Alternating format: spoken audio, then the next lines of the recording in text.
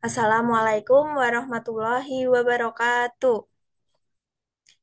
Halo Sobat Ketiga semuanya, selamat malam. Malam, Kak. Malam,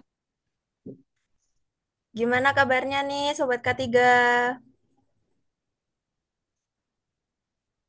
Baik, Kak. Alhamdulillah sehat Kak. Alhamdulillah. Baik, baik Kak. Ya, semoga semuanya diberikan kesehatan ya. Baik, sebelum kita mulai, mari kita panjatkan puji syukur kepada Tuhan Yang Maha Esa karena telah eh, memberikan kita kesempatan untuk bergabung lagi di webinar mini pada malam hari ini. Sebelumnya perkenalkan, saya Eva selaku moderator yang akan memandu acara webinar mini seri 19 malam ini. Setelah kita terakhir berjumpa di pekan lalu ya teman-teman di webinar sebelumnya, sekarang kita sudah memasuki ke 19 dan eh, tak terasa bentar lagi kita udah mau selesai nih di volume 2 karena di volume 2 kita hanya sampai ke webinar mini seri ke-20 yang akan berlangsung besok pagi jam 9 ya teman-teman. Sebelum memulai, mari kita berdoa terlebih dahulu. Berdoa menurut agama dan kepercayaan masing-masing, berdoa dimulai. Baik, cukup. Izin mengingatkan ya teman-teman, mungkin di sini ada teman-teman yang baru bergabung. Nah, nanti di pertengahan acara itu akan kami share link untuk presensi. Jadi teman-teman mohon jangan lupa untuk mengisinya ya, karena itu adalah salah satu syarat untuk klaim sertifikat.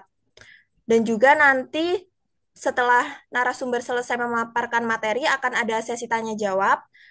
Nanti di sesi tanya jawab, jika teman-teman ada pertanyaan, bisa raise hand atau nanti raise hand lalu menghidupkan mic dan bertanya secara langsung atau mengetikkan pertanyaan melalui kolom chat. Nah, di sini sepertinya narasumber kita sudah hadir ya teman-teman. Ada Kak Azrin yang akan memaparkan materinya mengenai penyakit akibat kerja petani tambak udang. Menarik sekali nih teman-teman. Buat teman-teman yang mungkin punya usaha tambak udang atau teman-teman yang tertarik nih mau punya usaha tambak udang atau malah rumahnya yang deket di pesisir pantai itu biasanya banyak ya tambak udang. Nah, itu jadi kita harus tahu nih risiko apa aja yang bisa terjadi. Kayak penyakit apa sih yang bisa terjadi dari tambak udang itu. Nah, Kak Azrin, halo Kak Azrin, gimana kabarnya? Oh, baik, Kak. Alhamdulillah kita ketemu lagi. Iya ya. Oh ya, ini di depan kita udah ada beberapa poin nih teman-teman yang harus diperhatikan. Ada 9 poin ya, bisa dibaca melalui layar ya Sobat K3. Buat Kak Azrin, apa udah siap Kak? Ya, boleh, boleh, Kak. Udah. Biar kita semakin tidak penasaran, teman-teman, apa sobat-sobat ketiga sini ya. Baik, untuk mempersingkat waktu, kita mulai aja ya Kak. Untuk Ya, waktu boleh, dan boleh. layar dipersilakan. Ya, baik. Terima kasih untuk Kak Evana selaku moderator pada seri hari ini. Ya, baik. Assalamualaikum warahmatullahi wabarakatuh. Selamat malam, sobat-sobat ketiga. Gimana kabarnya? Baik. Alhamdulillah Kak. Baik. Iya, alhamdulillah. Tampaknya kita ketemu lagi dengan judul yang berbeda, dengan sesi sharing yang berbeda. Saya juga di sini ya tidak menutup kemungkinan ada salah dan kurangnya, tapi ya namanya kita sesi sharing mungkin sobat-sobat ketiga ada yang mau bertukar pendapat dan pengalaman seperti itu ya. Baik, ini merupakan profil saya yang notabene memang sudah backgroundnya ketiga ya dari semenjak kuliah maupun pengalaman magang dan kerja ya. Oke, kita mulai saja. Nah, ini petani tambak udang ya. Jadi sobat-sobat ketiga, petani tambak udang itu apa sih? Yang biasanya kita kenal itu kan? Ya ini saya jelaskan istilahnya bagi masyarakat untuk sehari-harinya bekerja, membudidayakan atau membesarkan udang di kolam atau pertambakan nih. Jadi istilah dari petani itu kan apa? Mereka mempunyai kolam ataupun tambak ya, yang diisinya itu bibit udang yang bisa dipanen dan bisa melakukan budidaya seperti itu ya. Jadi istilahnya petani tambak udang seperti itu sobat-sobat ketiga. Jadi dengan adanya istilah petani tadi ya sobat-sobat ketiga, karena ada kolam ataupun pertambakan untuk membudidaya atau membesarkan udang. Terus juga pekerjaan yang dilakukan itu ada berapa tahapan nih sobat-sobat ketiga, ketiga yang sudah kita baca pada slide, dan mungkin ada sobat-sobat ketiga yang mempunyai saudara ataupun yang memang notabene memang sudah pernah membudidayakan tambak udang ini. Yang pertama tahap persiapan lahan ya sobat-sobat ketiga, mempersiapkan lahannya baik itu apa lahan tambak yang memang permanen maupun semi permanen yang bisa buat dari kolam terpal itu ya sobat-sobat ketiga. Kemudian persiapan airnya ya dari sudah mempersiapkan lahan, kemudian dia persiapkan airnya untuk apa pembenihannya. Jadi dengan cara seperti ini para pekerja tidak menyadari itu sobat-sobat ketiga, karena memang sudah hal biasa yang mereka sudah lakukan ya, dan juga mereka sudah menganggapnya itu sesuatu yang ya biasa saja, tidak tidak tahu akan dampak tentang penyakit akibat kerja yang dialaminya. Karena memang dari persiapan lahan ini ya sobat-sobat ketiga yang saya tahu untuk menetraliskan pH air itu kan menggunakan air garam biasanya tuh. Menaburkan air garam kemudian kita udang tadi ya, pembenihan bibit-bibit udang dari lahan sudah siap maupun airnya sudah siap, kita lakukan pembenihan seperti itu. Pengendalian hama dan penyakit. Nah, ini kan merupakan salah satu pencegahan dari petani tambak nih sobat-sobat ketiga, dengan cara pengendalian hama dan penyakit nih sobat-sobat ketiga.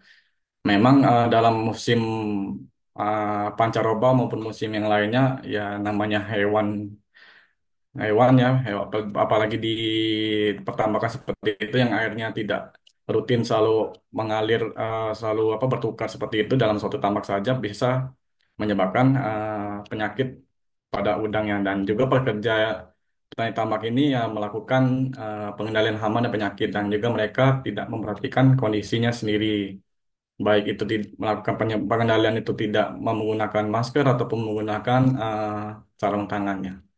Pemeliharaan udang dan penembakan ini hal yang normal ya sobat-sobat ketiga, karena memang nantinya kan ini kan kegiatan yang rutin, dan misalnya setiap tambak itu mas apa masa panennya tuh ya bergiliran gitu sobat-sobat ketiga.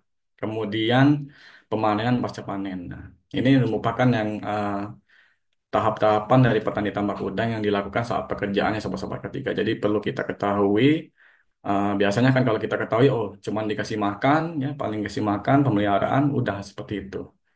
Ternyata ya dari pembenihan pun itu sulit juga ya sobat-sobat ketiga, karena namanya udang gitu ya, beda dengan yang kayak ikan lele lah seperti itu, yang hidup daya tahan hidupnya tuh kuat lah ya, seperti itu. Kemudian, nah ini pertanyaan tambak udang ini dalam melakukan pekerjaannya berisiko tinggi terhadap penyakit kulit nih.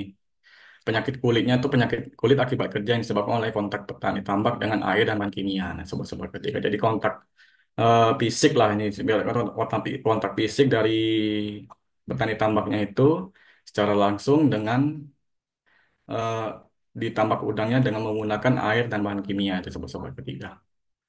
Ini yang kegiatannya saya ceritakan tadi, dari persiapan lahannya, kemudian pengisian airnya, dan pemanenan, pengolahan serta pengolahan udangnya. Nah, ini yang saya bilang tadi pemanenan, mereka itu kan tidak memperhatikan kondisi fisiknya ya, dan terutama mereka sudah melakukan kegiatan ini secara rutin ya, jadi mereka menganggap hal ini sudah hal yang biasa.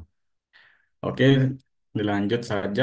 Nah, ini dalam pembahasan kita malam ini, penyakit akibat kerja petani tambak udang ya sobat-sobat ketiga. Pada gambar yang ada di slide ini merupakan contoh ya. Kita masuk kepada topiknya yang saya bahas dan saya sharing malam hari ini, yaitu penyakit akibat kerjanya ya. Kita bahas tentang dermatitis kontak iritan. Nah, apa sih kita ini saja kita bahas dulu dan perkenalan dulu apa itu penyakit akibat kerja ya. Nah, ini. Penyakit akibat kerja ini suatu penyakit yang punya penyebab fisik yang berhubungan dengan kegiatan, faktor biologis dan faktor lingkungan kerja sobat-sobat ketiga. Nah, jadi penyakit yang timbul dari lingkungan fisik maupun lingkungan biologi nih ya. Terus juga dengan adanya PAK ini berlanjutlah dengan penyakit kulit akibat kerja yang disikat peradangan kulit yang diakibatkan oleh suatu pekerjaan seseorang nih. Nah, yang aktivitasnya seperti petani atau pekerja tambak udang tadi yang sobat-sobat ketiga yang sudah dilihat tadi aktivitasnya diakibatkan suatu pekerjaannya terus tidak terasa dan penyakit ini sering mengintai di daerah industri perikanan, pertanian dan perkebunan nih sobat-sobat ketiga karena kontak fisik langsung para pekerjanya dengan air maupun zat bahan kimianya itu ya sobat-sobat ketiga. Dan juga dari dampak itu lingkungan tersebut mempengaruhi insidensi. Insidensi memunculkan suatu penyakit kulit yang sering muncul adalah dermatitis kontak. Nah, timbullah penyakit lain dermatitis. Saya baca pampulan sih disebabkan karena kurang perhatian kontak dengan bahan kimianya. Eh, ini apa istilahnya kurang perhatian untuk terhadap perlindungan diri sendiri ya sobat-sobat ketika dalam melakukan pekerjaan. Dan juga dermatitis kontak iritan. Nah, ini saya jelaskan juga dermatitis kontak iritan ini penyakit kulit yang bisa terjadi pada pekerja tambak udang akibat paparan yaitu dari bahan kimia kuat, deterjen, sabun, air yang terlalu sering. Nah, itu jadi menyebabkan kulit ini kita sedikit mengalami terkikis seperti itu ya, dan tidak kulitnya menipis karena tidak tahan dengan zat kimia maupun deterjen air sabun lah yang terlalu sering lah dalam rutin tiap hari pasti menggunakan ini.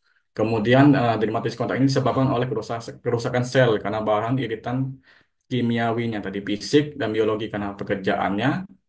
Kemudian memiliki gejala gatal-gatal, kemerahan, beruntuhan kecil, keorengan, tonjolan air berisi air ya seperti itu.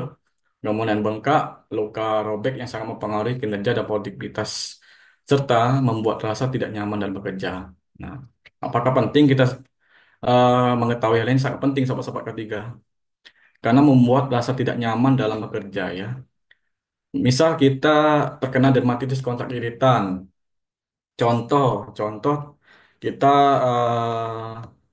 apa ada rasa gatal-gatal nih misalnya di tangan kita nih. Kita ibaratkan mau mengasih pakan udang seperti itu ya, ngasih pakan udang aja kita megang pakannya aja sudah gatal ya, apalagi eh, mau memberi makan udang itu. Kemudian kita melakukan pengecekan, misalnya pengendalian hama dan penyakit itu di tambak udangnya. Bagaimana? Dan pasti ini nih, merasa ada gejala keterikatan ini menyebutkan rasa tidak nyaman dalam bekerja sobat-sobat ketiga. Terus juga penyebabnya itu ya penyebabnya itu ada dua, penyebab langsung dan tidak langsung nih sobat-sobat ketiga. Penyebab langsung itu disebabkan oleh bahan-bahan kimia tadi, sebab ketiga. Jadi kontak langsung, kemudian dari racun, pengendalian hamanya tadi, bukan zat-zat racunnya, kemudian tanaman maupun biologinya. Biologinya itu dari di sekitar lahan tambaknya seperti itu, sobat-sobat ketiga. Penyebab langsungnya, secara langsung terkena dan terus-menerus tanpa disadari oleh pekerja tambaknya. Kemudian dari penyebab tidak langsung nih dari faktor genetik atau keturunan, ya. Keturunan misalnya makan udang aja sudah alergi, misalnya sering gatal-gatal apa mengalami ada misalnya di kuping ada pembekakan seperti itu ya. Biasanya sih gatal-gatal pada mulut itu pembekakan karena alergi udang ya. Itu cuman alergi ketika sudah dimasak, belum lagi pekerjanya yang kontak langsung ini ya ada misalnya ada riwayatnya mereka alergi ya langsung terkena juga bisa karena kita tidak bisa mengetahui namanya penyakit akibat kerja ini kan tidak berlangsung cepat ya dan menghitung waktu juga beberapa mereka terpapar beberapa mereka bekerjanya seperti itu. Kemudian eh, kita masuk lagi gejalanya. Gejalanya ini ada dua, gejala akut dan gejala kronis. Saya jelaskan saat gejala akut dapat terjadi perubahan warna kulit nih sobat-sobat ketiga. Perubahan kulit ini seperti apa? Kemerah-merahan, kemudian terasa perih, bahkan lecet. Nah, lecet ini kan menyebabkan karena kita tuh gatal-gatal nih sobat-sobat ketiga. Gatal, kemudian dari gatal kan muncul kemerah-merahan, terus digaruk terus ya karena apa reaksi tubuh tadi mengalami hal tersebut dan terus-menerus mengakibatkan lecet ya dan memperparah bisa juga memperparah. Kemudian saat kronis gejalanya dimulai dengan kulitnya mengering dan sedikit meradang yang pada akhirnya menjadi menebal. Sebagai contohnya kulit ini menebal ya bisa juga kayak misalnya penebalan pada tumit kaki seperti itu ya. Nah, itu hal gejala yang kronis sebagai contohnya seperti itu ya. Dalam dalam bahasa ininya, bahasa mediknya itu eritema maupun skuama ya, seperti itu. Jadi ketika kulit ini mengering dan pada akhirnya meradang ya sahabat-sahabat ketiga. Seperti itu. Kemudian tanda-tanda dan gejala yang mungkin muncul pada dermatitis kontak ini meliputi apa saja sahabat ketiga. Nah, ini kan ada 5 nih. Ruam merah, gatal yang bisa sangat mengganggu, kemudian kulit kering, pecah-pecah, bersisik, kemudian bencolan, ya, lepuhan yang mengeluarkan air, mungkin saja bisa mengeluarkan air, kemudian pembengkakan, rasa sensasi terbakar atau nyeri. Nah, ini kan merupakan hal yang membuat tidak nyaman pada terutama kita yang prihatin kepada dengan pekerja petani tambak yang tadi sendiri. Jadi dirasa saya sangat penting ini kan melakukan sharing-sharing pada malam hari ini gunanya bisa menambah informasi ya sobat-sobat ketiga. Oh, sebaiknya dengan materi pada malam ini ya bisa di apa misalnya disosialisasikan apa ke kerabatnya yang sering bekerja di lahan tambak lah kurang lebih seperti itu. Terutama sama tanda-tanda dan gejala yang mungkin muncul. Penanganan pengobatan dan komplikasinya. Nah, ini sobat-sobat ketiga. Penanganannya ya, penanganannya antara lain penanganan dan pengobatannya menghindari pemicu. Nah, pemicunya ya tadi sebisa mungkin kita menggunakan alat pelindung diri ya. Kalau misalnya kita tidak mau terkena hal tersebut, bisa menggunakan alat pelindung diri seperti masker, baju pelindung, dan lain sebagainya. Menghindari pemicu munculnya kejadian dermatitis tersebut.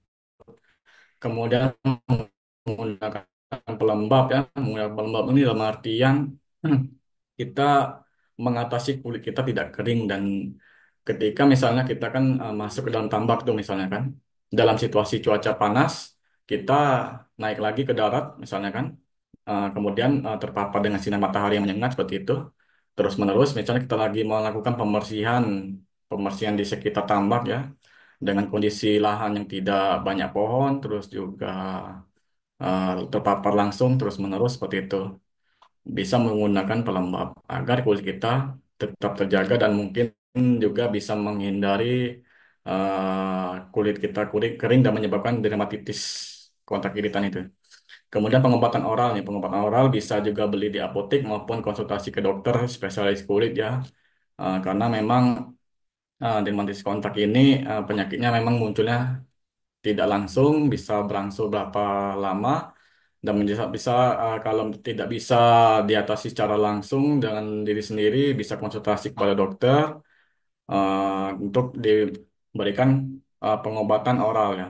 Dan biasanya kalau untuk obat-obat yang biasa untuk mengatasi dermatitis ini bisa saja membeli dengan obat yang efeknya antihistamin apapun anti alergi ya seperti itu. Kemudian menggunakan obat luar nih. Obat luar bisa menggunakan salep.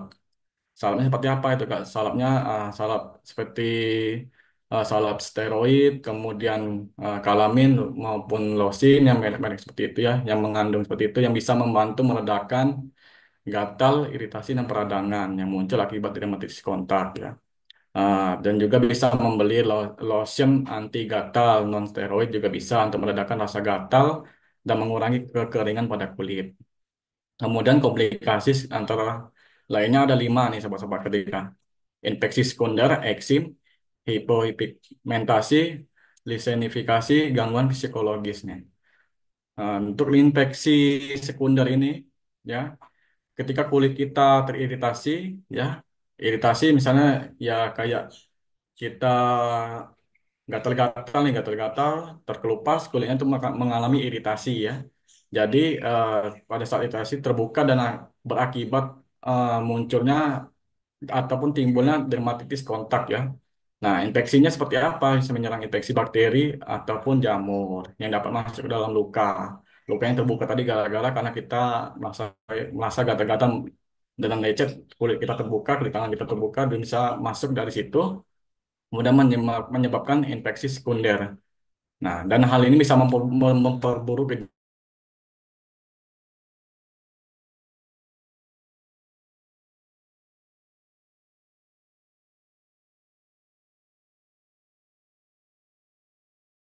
gejala dan bisa disarankan yang seperti pemicunya tadi. Kondisi ini dapat berkembang menjadi eksim. Eksim ini seperti apa, Kak? Eksim ini seperti kondisi kulit kronis yang ditandai dengan ruam merah, ya, ruam merah, gatal dan seringkali mengelupas seperti itu. Jadi dengan gejala eksim ini yang sudah saya sebutkan tadi, ruam merah, gatal dan eh, seringkali mengelupas pada kulit di tangan kita. Kemudian hypopigmentasi, ya sobat-sobat ketiga. Kulit yang terkena dermatitis kontak dapat mengalami perubahan warna. Nah, perubahan warna seperti apa? Menyebabkan area yang terkena menjadi lebih gelap ataupun penurunan pigmen kulit. Menyebabkan areanya jadi memunculkan seperti warnanya warna yang berbeda daripada warna kulit tangan kita karena menyebabkan hal ini perubahan warna kulit ya sobat-sobat ketiga. Kemudian lisenifikasi jika gatal terus-menerus itu mengganggu dan menyebabkan penggarukan yang berulang-ulang nih sobat-sobat ketiga. Jadi yang sudah saya sebutkan tadi, misalnya kita merasa gatal terus-menerus digaruk terus, nah ini merupakan termasuk dalam lisenifikasi. Kemudian gangguan psikologis. Gangguan psikologis itu bisa menyebabkan kita kecemasan. Apakah ini bisa disembuhkan, kemudian mengganggu aktivitas kerja kita menjadi stres, merasa cemas seperti itu ya. Karena dan biasanya kita melakukan rutin dari pengendalian hamanya misalnya kan, terus juga gara-gara terkena dermatitis ini menjadi stres mau karena tidak nyaman ya seperti sobat-sobat ketiga. Bisa juga mempengaruhi dari gangguan psikologis. Personal hygiene ya, personal hygiene itu yang sobat-sobat ketiga mungkin sudah pernah tahu ya. Personal hygiene ini istilahnya itu menjaga kebersihan kita pribadi, bertujuan untuk kesejahteraan fisik maupun psikis kita. Ya, kalau fisik kita bersih dan terjaga, pasti psikis kita bawaannya tuh senang terus ya seperti itu ya. Kemudian pada pekerja tambak ini, personal hygiene seperti apa nih Kak kebiasaannya? Ya, seperti biasanya aspek kebiasaan mandi, mencuci tangan, kebiasaan mencuci kaki ya seperti itu. Biasa motong kuku ya. Kemudian dampak-dampak yang sering muncul ada dampak fisik, banyak gangguan yang diderita karena tidak personal hygiene-nya terganggu ya seperti uh, infeksi pada mata, telinga maupun yang lainnya dalam organ fisik tubuh kita kan. Jadi sobat-sobat ketiga penting juga uh, pada materi malam ini untuk menjaga personal hygiene pada petani tambak udangnya. Kemudian udang ini memiliki kandungan seperti sistein arsenik. Nah, sistein arsenik merupakan unsur mikro yang bersifat iritan jika kontak dengan kulit. Nah, oleh karena itu, diharapkan para pekerja mengupas kulit dapat langsung mencuci tangan dan mencuci ibarat atau cuci tangan pakai sabun lah, langsung secara langsung karena bisa menyebabkan iritasi ya dari kandungan udang itu sendiri. Kemudian tipsnya, tipsnya untuk petani tambak harus menerapkan personal hygiene, ya, menjaga kebersihan tadi, mandi secara teratur, mandi menggunakan air bersih dan pakaian sabun, kemudian menggunakan keperluan pribadi sehari-hari milik sendiri seperti ya habis mandi pakai handuk sendiri, kemudian pakaian-pakaian sendiri, tidak minjem teman ya. Nanti temannya kena penyakit kulit, minjam pula itu sabun itu apa sabun maupun apa namanya handuknya tadi. Kemudian makanan yang bergizi, terutama banyak sayur dan buah, seperti itu. Menjaga kebersihan kulit dan perawatan kulit ya. Ini merupakan tips-tipsnya bisa diberikan kepada peneliti tambang agar menyebabkan personal hygiene. Ini pada gambar yang di slide ya, ada tata caranya yang sudah saya sebutkan. Nyikat gigi, menjaga kebersihan rambut, mandi sehari 2 kali, cuci tangan dengan sabun, bersihin kuku ya, gunakan pakaian bersih, mencuci kaki. Oke, kemudian kita masuk juga kepada penggunaan alat pelindung diri ini, sobat-sobat ketiga. Alat pelindung diri merupakan upaya yang dapat dilakukan meminimalkan risiko terjadinya dermatitis kontak nih, sobat-sobat ketiga. Jadi dengan penggunaan APD ini, ya petani tambak itu bisa terhindar dari penyakit akibat kerjanya. Dan yang salah satu ini merupakan pencegahan yang sangat efektif ya, karena dengan mereka tertib menggunakan APD, mereka bisa bekerja dengan maksimal dan optimal seperti itu ya. Nah, terus kemudian mereka bisa melakukan aktivitas secara nyaman dengan penggunaan APD ini. Dalam hal ini, APD pekerja tambangnya apa saja, Kak? Ya, sarung tangan karet yang berbahan karet, karena kalau misalnya berbahan kain itu kan bisa meresap air, sama saja bohong ya kalau pakai sarung tangan air, karena misalnya lagi misalnya panen udang maupun pengolahan udang kan itu kan kalau pakai sarung tangan kain itu bisa meresap airnya ke tangan.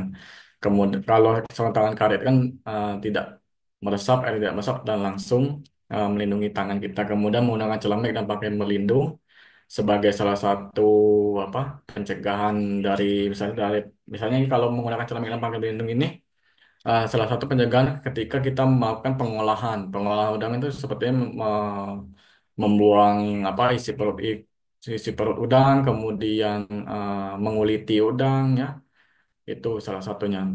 Bergunanya menggunakan celana yang pakai pelindung. Kemudian sepatu boots ini agar kita tidak terjatuh, terpleset dan mengalami apa cedera lah. Nanti kalau misalnya pakai sepatu sepatu yang bukan sepatu boots ya, nah karena juga ini kan dalam misalnya apa lah apa tempat untuk pengolahannya kan itu kan banyak menggunakan air ya semua sebab ketiga dan lantai pada tempat pengolahan udang itu kan basah dan licin. Kalau tidak menggunakan sepatu boots bisa terjatuh juga bisa menyebabkan kecelakaan kerja bisa. Dan juga di lahan tambak itu pun kalau misal cuacanya hujan ya bisa menyebabkan apa terjatuh di lahan tambak sendiri kan tidak lucu juga. Kemudian masker ini agar kita ketika misalnya mau membersihkan udang ini pakai zat-zat bahan kimia ya seperti itu bisa menghalangi aroma dari bau-bau dari zat-zat kimia tersebut. Dan juga bergunanya masker itu ya seperti tadi pada saat pengolahan pengolahan udangnya tadi. Kemudian penutup kepala dan juga ini merupakan salah satu cara kita untuk mencegah kita dari penyakit kulit akibat kerja. Kemudian penyakit dan juga untuk mencegah penyakit akibat kerja ini ya agar penggunaan AP ini agar dan kulit tangan dan kulit kaki ini terhindar dari kontak langsung dengan air garam ya, selama melakukan pekerjaan. Dan kemudian penggunaan APD ini dapat meminimalisir sobat-sobat ketika yang dapat mencelakai pekerja tersebut saat melakukan pekerjaan yang sudah saya jelaskan di awal tadi. Kayak persiapan lahan, pengolahan udang, penganenan hama, ya, dan pasca panen. Dan juga agar terhindar dari kontak langsung dengan air tambak yang menyebabkan keluhan pada pekerja tambak. Karena tidak mau juga mendengar misalnya ketika sudah kita arahkan Pak sebaiknya menggunakan APD tapi apa itu ngeyel ya seperti itu. Jadi sewaktu-waktu dia menyebabkan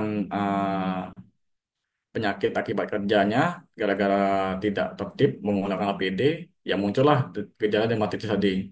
Seperti gatal-gatal itu sudah menyebabkan dermatitis ya. Kemudian sebelum menggunakan sarung tangan alangkah baiknya kita jangan seperti misalnya saya mau membersihkan udang tersebut. Jadi saran saya lebih baik kita lakukan hygiene sanitasi dulu, personal hygiene tadi, mencuci tangan pakai sabun segala macam sebelum kita menggunakan APD ya, baru menggunakan sarung tangan maupun yang lainnya seperti itu.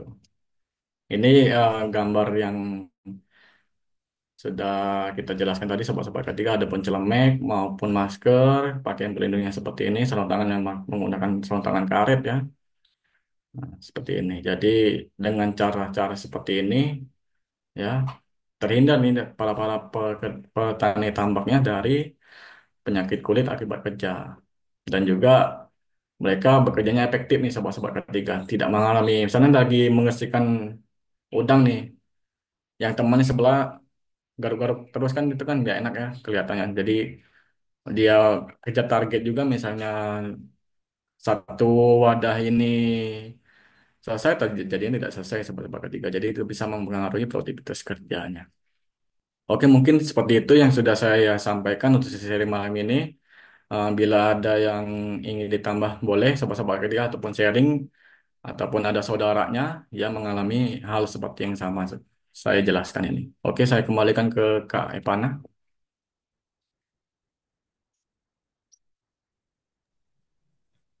Baik, Kak Azrin. Udah selesai ya, Kak? Ya, Padahal Kak. masih ada waktu loh, Kak. Mau Kayaknya nambah lagi nggak materi? sharing saja nggak apa-apa Kak. Kita pakai aja nggak apa-apa. Baik. Sebelum saya lanjut, di kolom chat sudah di-share link presensi ya, teman-teman. Izin mengingatkan, jangan lupa untuk mengisinya, teman-teman. Baik, selanjutnya kita masuk ke sesi tanya jawab. Mungkin yang ingin bertanya bisa raise hand lalu menghidupkan mic dan bertanya langsung atau bisa menuliskan pertanyaannya melalui kolom chat. Silakan teman-teman.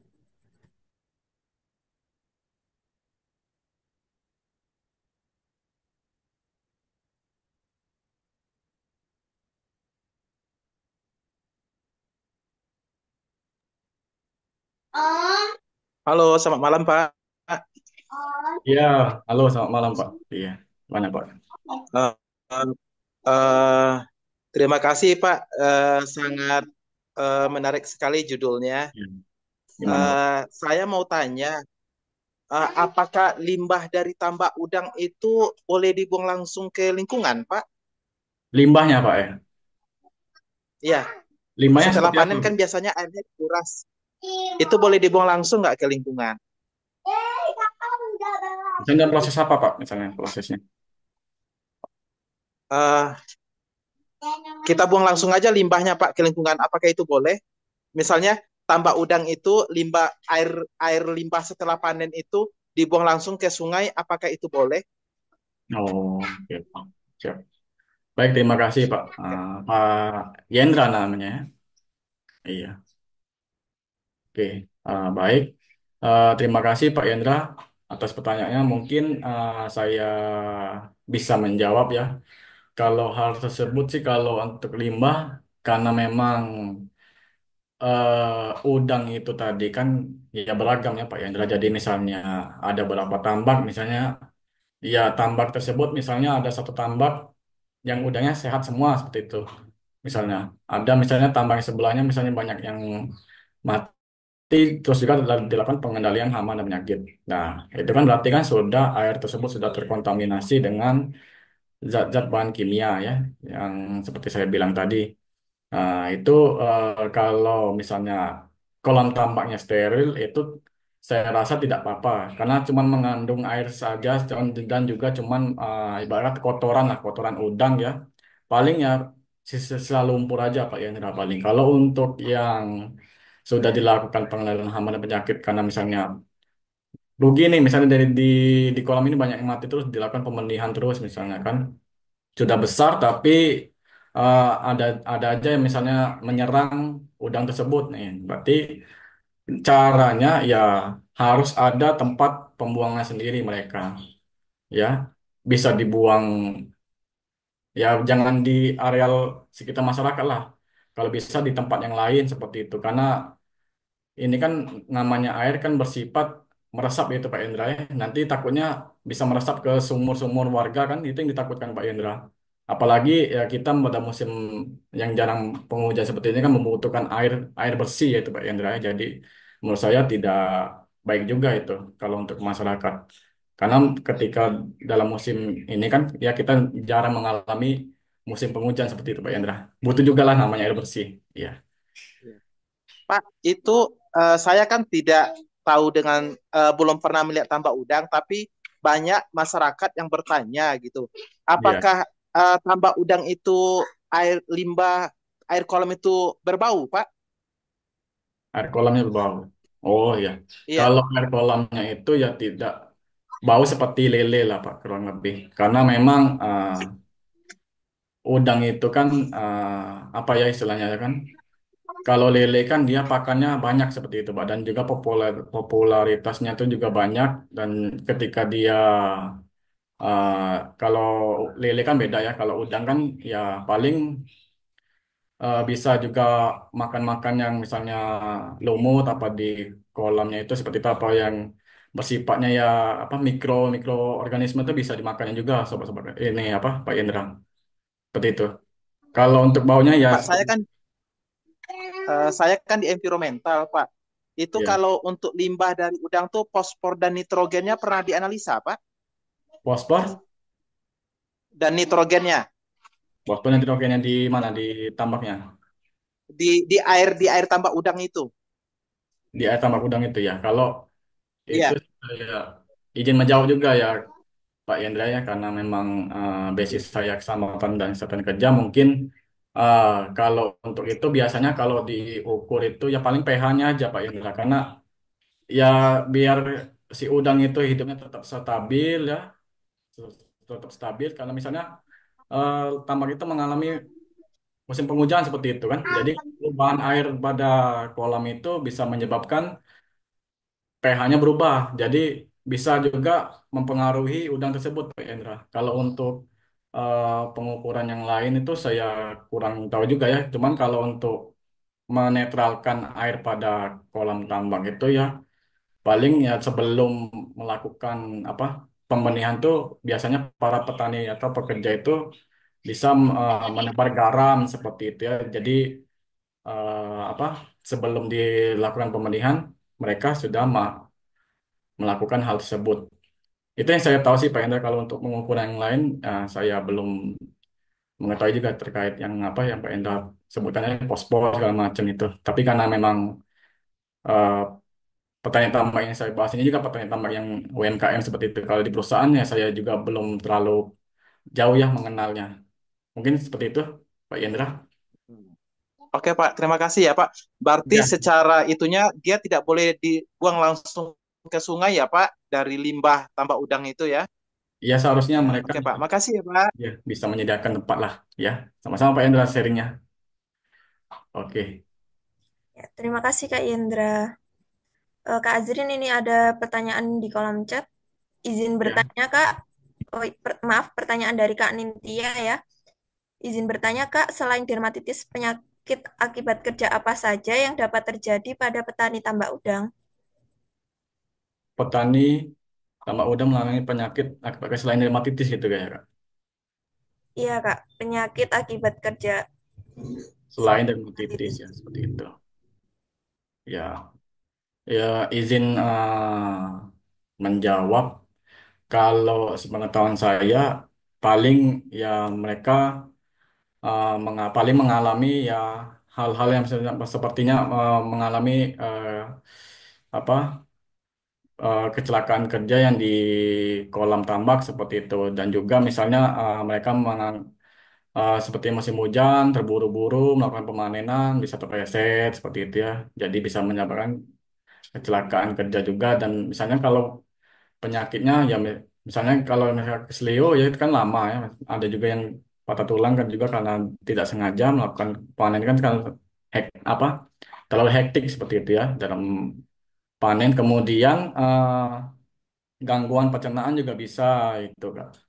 Jadi gangguan pencernaan karena mereka misalnya terlalu lama ditambak, kemudian pas panen itu tidak sengaja terciprat air itu, kemudian bisa mengalami gangguan pencernaan juga, kemudian gangguan otot ya, misalnya luas tambak itu besar, ya mereka melakukan hal yang eh, manual dan juga orang-orang juga sedikit ya, dan melakukan gerakan berulang kali itu bisa mengganggu gangguan otot dan langkah. Bisa disebut juga biasanya itu ergonomi lah, penyakit ergonomi juga. Kemudian gangguan apa seperti kita kepanasan itu dehidrasi seperti itu ya. Dehidrasi yang misalnya saya sebutkan tadi yang sudah saya jelaskan juga ketika tambak itu ya tidak mempunyai pepohonan dan dilakukan pemanenan ataupun pemenihan dan segala macamnya dan kegiatan mereka itu di terik matahari itu gak bisa menyebabkan dehidrasi juga. Kemudian ISPA juga bisa Kak, karena yang seperti saya bahas sama Pak Endra tadi kan itu bisa menyebabkan ISPA ketika pengendalian hama dan penyakit itu ya, ada kandungan di apa air tambak itu terus menerus bisa menyebabkan mereka ISPA dan kemudian ketika pengolahan udang tidak menggunakan masker juga bisa menyebabkan ISPA. Mungkin seperti itu yang sudah saya paham ya terkait penyakitnya selain dermatitis itu kan. Pak, batasan chemical yang digunakan ada nggak Pak di tambak udang? Batasan chemicalnya ya paling sesuai misalnya kalau kita apa beli produk apa misalnya apa yang dalam botolan itu ya Pak Indra ada yang untuk kan ada ketentuan itu misalnya dalam apa pemenihan pengendalian hama itu kan ada obat untuk udang itu kan ada takarannya tuh seperti itu Kak Indra bisa sesuaikan dengan takarannya itu.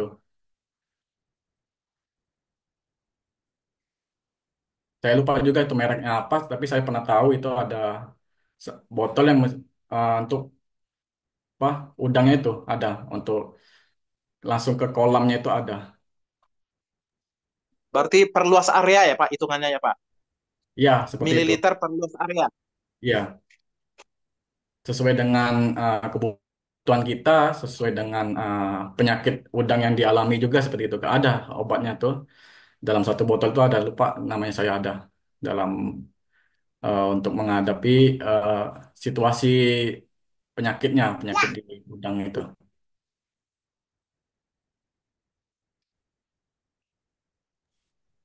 Gitu, Kak Yendra. Masih ada tambahan, Kak? Oke Bu, soalnya saya biasanya saya kan di K3 Bu, tapi orang juga banyak bertanya tentang tambak udang. Saya kan kerja di environmental, jadi juga bertanya limbah tambak udang itu gimana gitu kan. Saya tidak pernah belajar tentang tambak udang gitu, tapi yang bertanya banyak gitu. Apakah Oh, limbahnya bagaimana, seperti apa? Makanya saya bertanya nitrogen sama fosfornya berapa itu ditambah udang karena pengaturan fosfor dan nitrogen itu ada diatur sama baku mutu lingkungan dan oke. juga tipe sungai yang digunakan apa biasa ini tambak udang ini banyaknya di daerah Jawa ya karena Iya, saya iya. di Pekanbaru nggak pernah ada tambak udang gitu. Lagian yang bertanya itu banyak dari Jawa juga gitu di sosial media bertanya gitu. Makanya saya tanya sungainya tipe berapa, fosfor sama nitrogennya berapa karena itu ada di undang-undang baku mutu lingkungannya ada untuk lingkungan gitu. Oke Bu. Terima kasih Kak Yandra sharingnya. Heeh. Ya, terima kasih, Kak. Untuk yang tadi, Kak Nintia ada sanggahan, Kak, atau sudah cukup, Kak?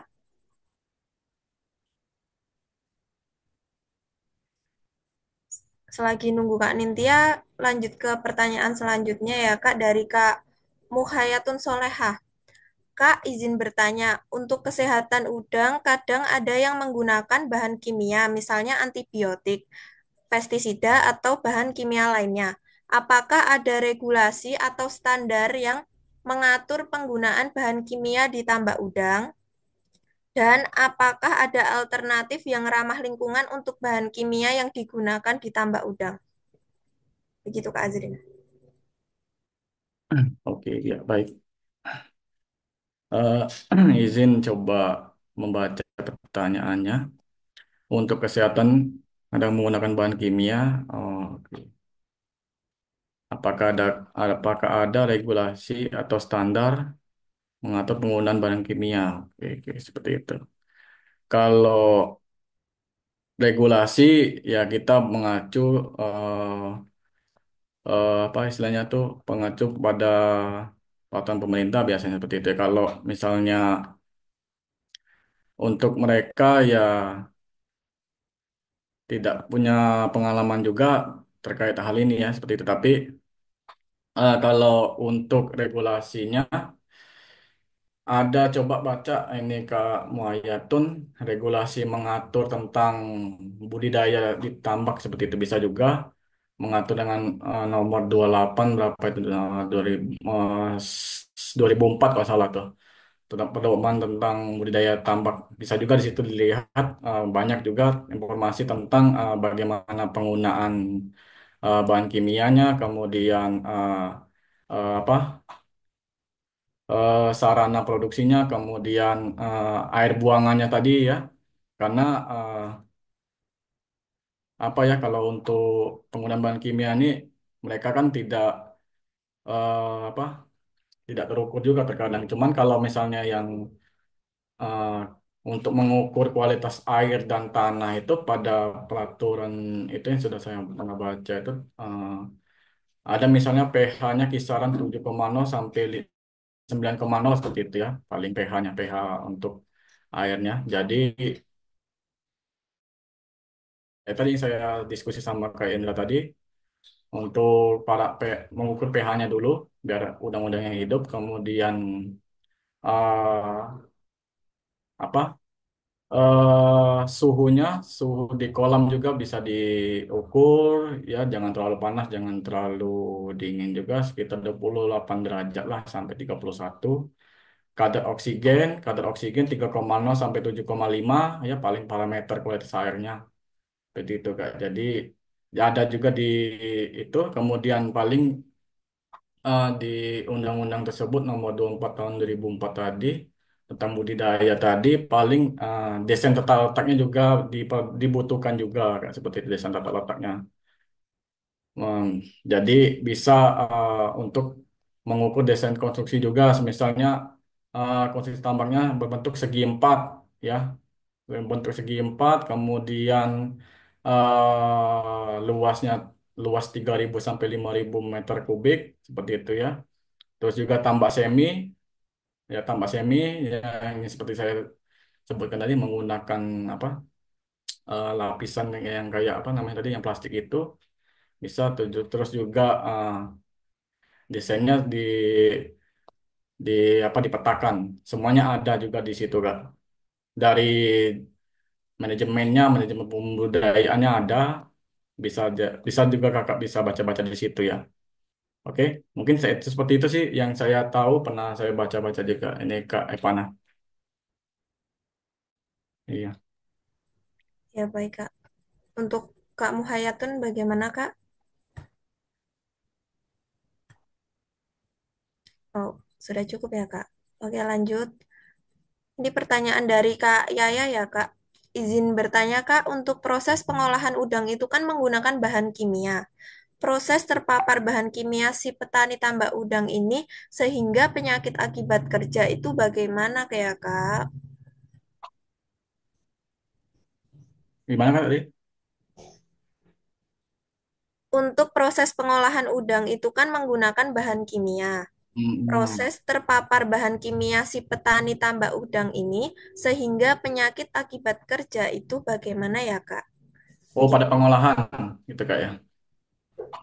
Ya, pada pengolahannya seperti yang di gambar saya paparkan tadi yang menggunakan sarung tangan, pakai celemek tadi ya.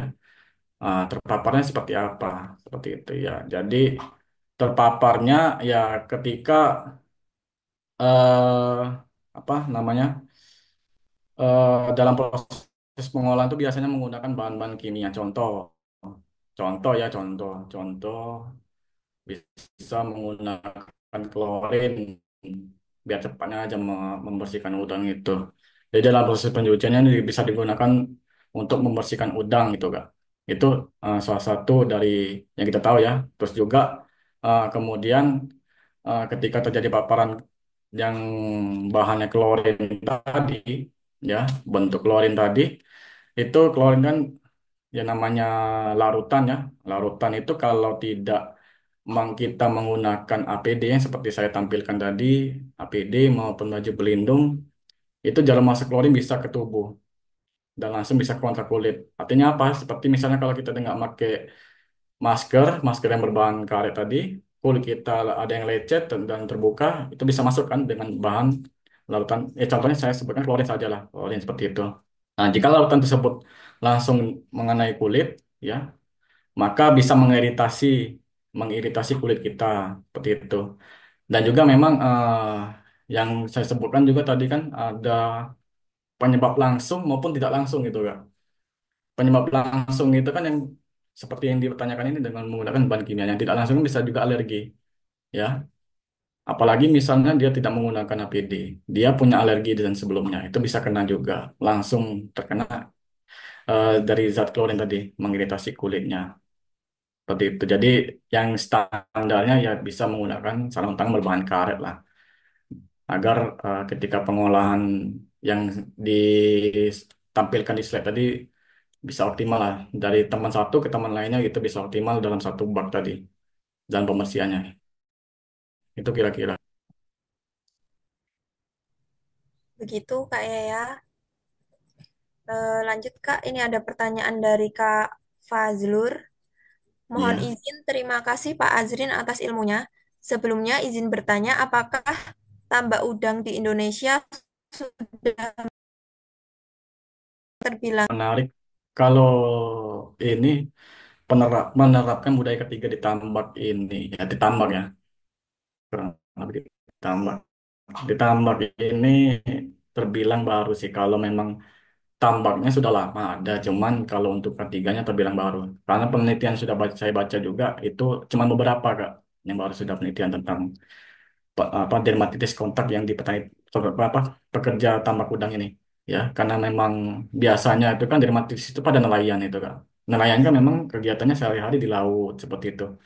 Di laut juga ya rutin kan terpapar air air laut yang memang notabene memang ya apa mengandung banyak air garam seperti itu ya. Biasanya memang kalau memang banyaknya itu kasus itu di nelayan. Kalau di tambang ini terbilang baru dan penelitian juga masih ya tidak terlalu banyak lah yang sudah ada di Indonesia ini seperti itu. Karena ini juga bisa untuk sobat-sobat ketiga lakukan penelitian juga di apa di desa-desa apa di tempat saudara-saudara sobat-sobat ketiga dengan membawakan materi saya aja juga nggak apa-apa seperti itu ya ataupun mau menambahkan materi sendiri juga nggak apa-apa ya sobat-sobat ketiga karena memang ini namanya sesi sharing mungkin ada yang kurang ada pun yang mau ditambahkan boleh karena ini juga penting ya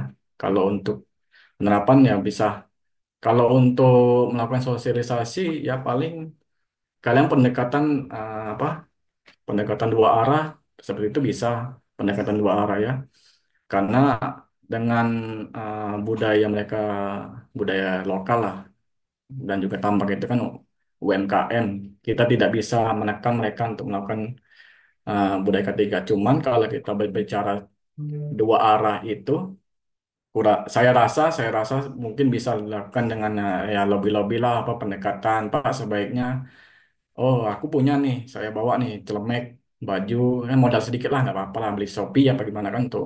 Kita sebagai contoh aja kita kan misalnya kan, ya pura-pura lah misalnya pura-pura kayak gimana ini mengolah udang. Nah, lihat dulu dia kayak gimana kan misalnya kan. Nah, misalnya dia melakukan dia di air mengalir kan biasanya seperti itu air mengalir apa menggunakan keran seperti itu ya. Nah, mereka tidak menggunakan APD, ya kita contoh seperti itu. Beli saja di Shopee yang murah-murah seperti itu kan. Contoh saja langsung ke depan orangnya seperti itu nggak apa-apa.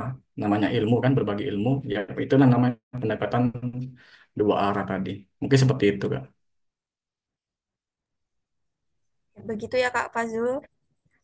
Iya, Fazlur, maaf.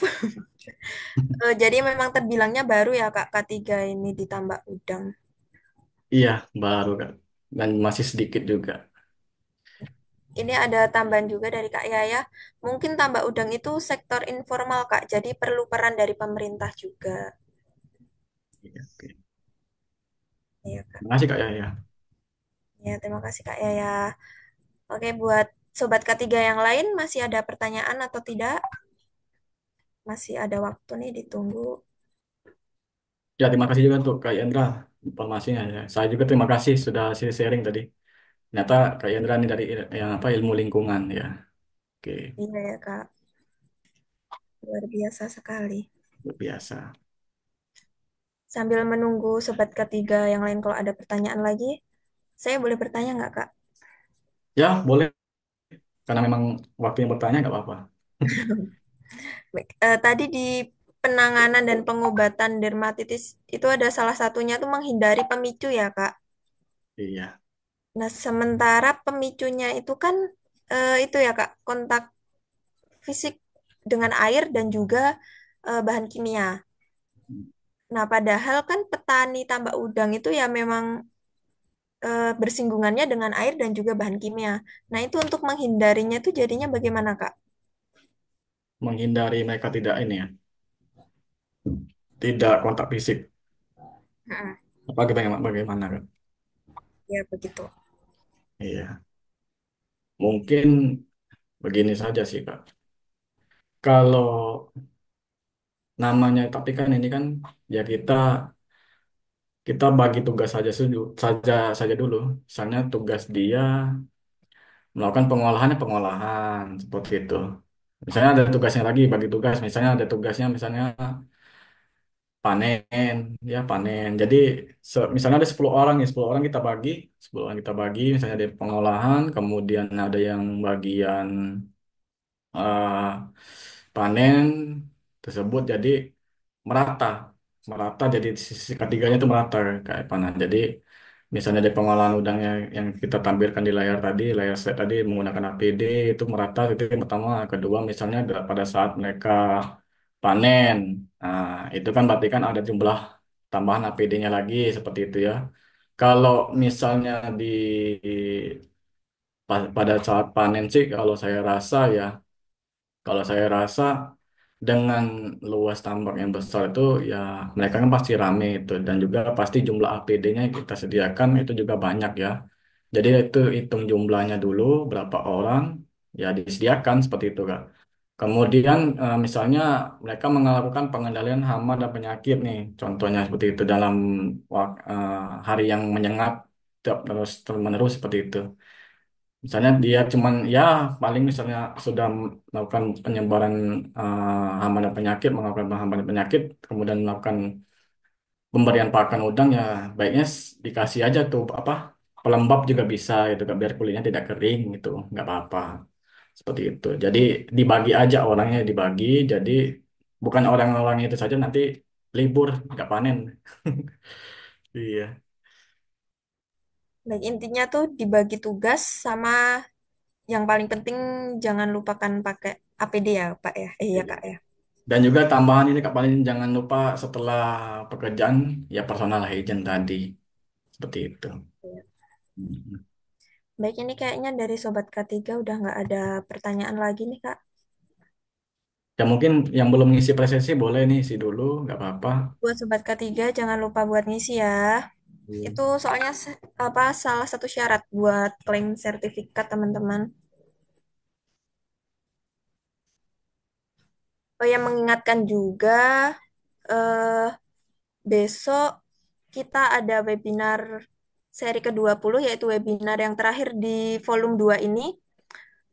Dan pastinya dengan narasumber yang luar biasa juga. Besok pagi pukul 9 ya teman-teman. Jangan lupa buat join lagi. Dan juga ini kita juga mengadakan sayembara video singkat.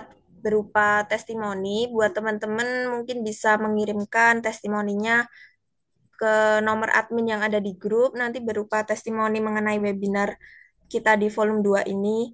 Waktunya singkat aja 30-60 detik dan nanti untuk 3 video terbaik akan mendapatkan hadiah menarik dari kami.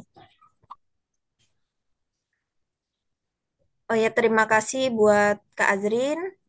Semoga kita bisa bertemu lagi ya, Kak, Iya, di lain baik. waktu kalau ada kesempatan ya, Kak ya. Iya, boleh, Ya, boleh. Dan dengan juga materi yang menarik lagi, yang luar biasa lagi. nanti kita ketemu lagi dan mudah-mudahan sobat-sobat ketiga besok ada lagi nih. Jangan lupa bangun pagi, siap-siap, tampil lagi bersama kami, sama kita nih ya, untuk Ya, jam 9 ya, Kak ya. jam 9 seperti biasa. Itu menarik nih. Dibagi di dalam kolom chat ini, Kak. Ada penerapan ketiga di PLN. Wah, boleh tuh. Pasti Iya, banyak nih yang tertarik juga nih teman-teman. banyak. Apalagi teman-teman sobat-sobat ketiga di sini kan ya sudah menyimak malam ini, boleh boleh juga bergabung besok.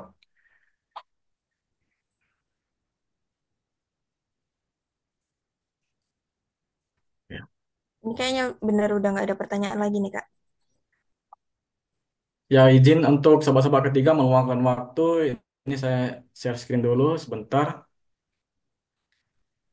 Nah, ya, ini maaf sedikit promosi dari saya, dari kami juga untuk ini ada Setikes YKY Jakarta nih membuka prodi sarjana Keselamatan yang Kesehatan Kerja. Boleh itu Kak Yendra informasi ya ke saudaranya itu boleh nanti kontak. Teman-temannya atau eh, siapanya, Kak, yang mau masuk ke K3 ini bisa ke Stikes YKY Yogyakarta nih, Kak. Karena ini pertama di Yogyakarta loh, Kak. K3 ini di Jogja. Dan itu ada beasiswa yayasan ya, Kak, ya itu. oh ada dan Ada juga gratis SPP 2 tahun juga. Jadi nah kalau yang tertarik bisa menghubungi nomor di yang tertera tuh nomor admin PMB-nya. iya masih sampai 31 Oktober nih Kak. Masih banyak waktu lagi, masih ada Ya, 2 minggu lah kurang. sampai akhir Oktober. Mm-mm. Karena memang kita K3 ini seperti ya kita ketahui fokusnya jurusan K3 ini kan jarang, apalagi ya kebanyakan K3 ini di dunia kerja, bukan di dunia pendidikan seperti itu Kak ya. Ya. Iya, Baik, terima kasih Kak Zrin buat materinya tadi ya Kak.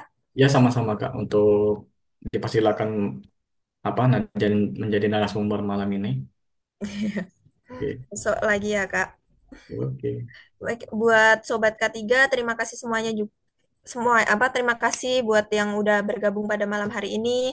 Eh buat malam weekendnya dipakai buat gabung sama kita. Saya selaku moderator, mohon maaf bila ada kesalahan. Sampai jumpa besok pagi jam 9. Terima kasih, selamat malam, selamat beristirahat semuanya. Terima kasih, Malam, Kak. terima kasih juga. Amin. Kak. Dan ke materi. Iya Kak Ica, terima kasih.